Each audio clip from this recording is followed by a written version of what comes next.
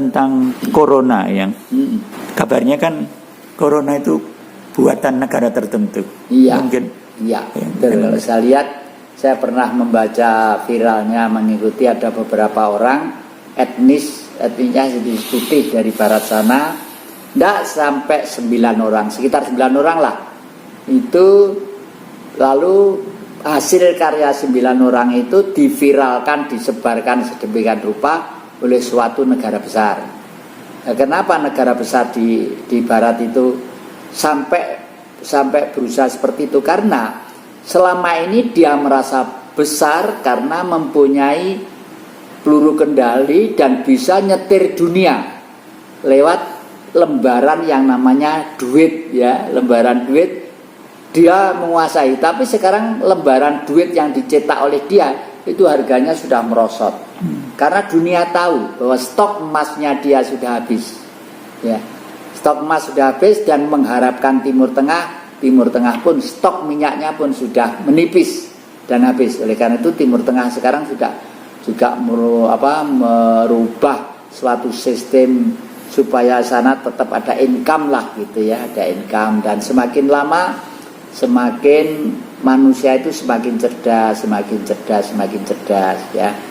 Nah, kalau dulu dikatakan dongeng itu kan saya percaya bahwa dongeng itu dipercaya. Lah sekarang sudah enggak. Rasio manusia sudah bergerak di bidang digitalisasi, sudah dipecahkan sedemikian rupa, ya.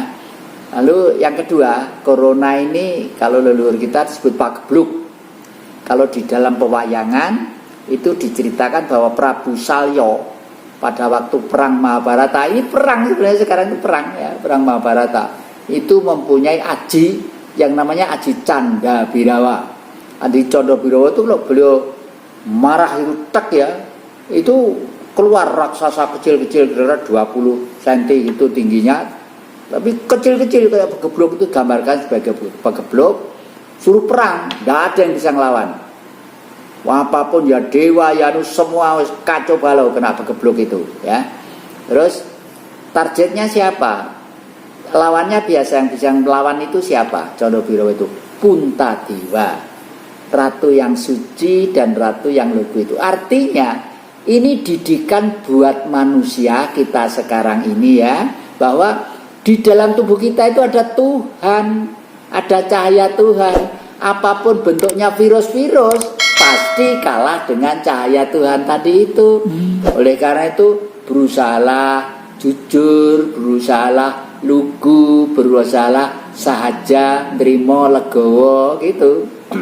Itulah. Terus yang kedua, kita seharusnya sekarang ini pelan-pelan mulai sadar bahwa yang keliru jangan diterus-teruskan. Nun sewu nggih, Mas.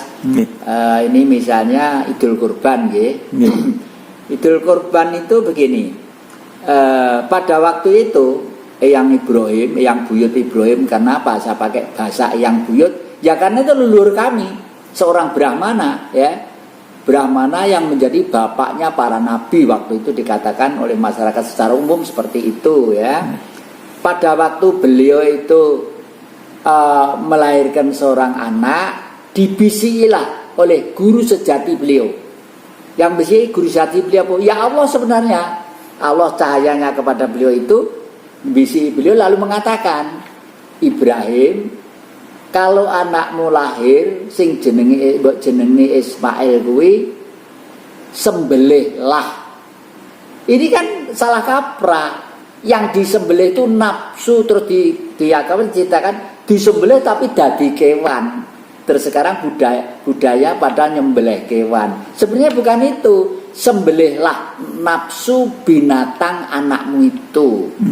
Nah, kalau ditarik ke belakang, Adam, jangan kau petik buah kuldi itu karena engkau akan memikul beban dosa. Buah kuldi itu adalah indung telurnya wanita, ya. Kalau nanti wanita itu indung telurnya dikirim sperma, lahirlah manusia. Ya, manusia nyekolahkan, menjaga kesehatan, besok kalau sudah banyak warisannya bagaimana, itu istilahnya itu. Makanya kalau kita sadar, setiap manusia itu sadar, begitu lahir memberi nama jangan sembarangan, ya. Ya dengan percayalah dengan adat sesuai dengan daerah dan suku masing-masing. Kalau anak lahir itu harus gini, harus gini, harus gini gitu ya. Lalu dekatkan kepada leluhur gitu, supaya kepribadiannya tetap baik, supaya tidak menjadi binatang tadi itu. Lah karena paham-paham seperti ini sudah begitu amat lama, setelah ada ilmu baru yang masuk di sini itu dari barat itu dan timur tengah itu, barulah itu semua menjadi rubah ya. Sekarang masih ada waktu untuk kita, menurut saya ini masih belum apa-apa. Jangan sampai kita itu ikut merasakan kondisi sakit terhimpit sampai ke langit karena akan hadirnya Satria Winginingit tadi itu. Iya. Kembali ke corona tadi ya. Kira-kira untuk menghilangkan corona itu dari terawangan Eyang bagaimana ya? Mungkin ada bisikan tertentu. Kalau menghilangkan tidak bisa ya, karena ini sudah kehendak alam semesta. Saya tidak bilang Tuhan, tapi kehendak alam semesta. Jadi alam semesta itu selalu bergulir secara dialektik, tese, antitese, sintese.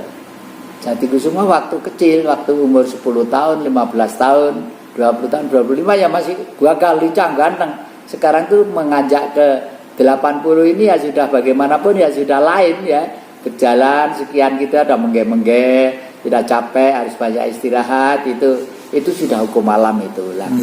Demikian juga untuk mengatasi corona ada dua perilaku yang harus kita siapkan. Satu, kesehatan jasmani harus tetap ya, karena itu fisik itu penting. Kedua kali, jaga cara makan dan minum ya, supaya tidak merusak jiwa dan raga.